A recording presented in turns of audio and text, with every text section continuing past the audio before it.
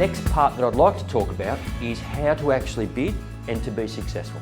Now, the auction will always start with a bit of an introduction. A home that was built in the late 1970s. The contract of sale, of course, is the REIQ form of contract. It has been approved by the Queensland. The auctioneer will thank everybody for coming along, the buyers, the bidders, the neighbours and all those likes.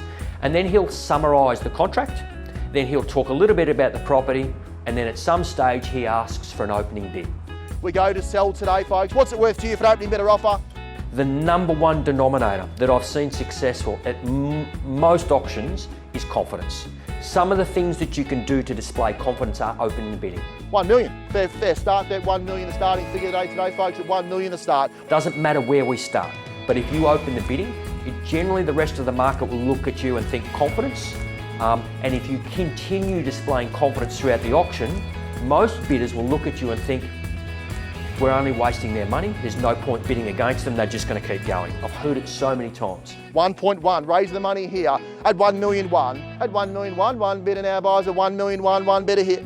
One way you can show a lack of confidence is by trying to break the bidding down very early in the auction. 1 million 110, that's only a rise of 10 at this time of the auction. Would you go to 1 million 150 for me? Reality is that the auctioneer will probably knock you back. The most important part is the rest of the registered bidders there will start to sense that you're lacking confidence and they'll feel like they can compete against you.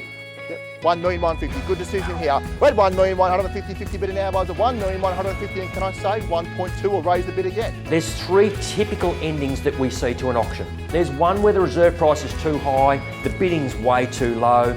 Most times the agent and the auctioneer don't want to muck everybody around, they're simply just going to pass the property in. There's the polar opposite of that as well.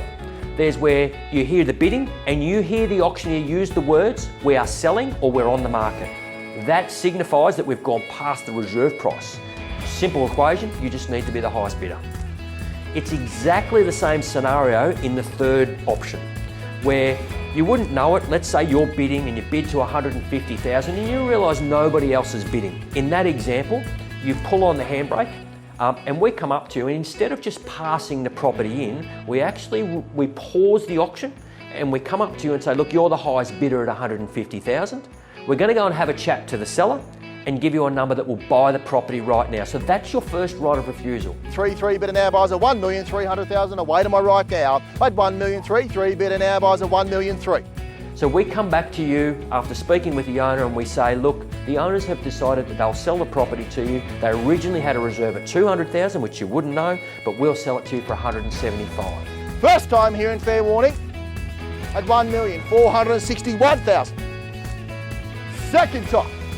The auctioneer might drag it on a little to prolong the pain, but that's just the theatre of the auction, so just bear with it. And then the hammer falls and the property is yours.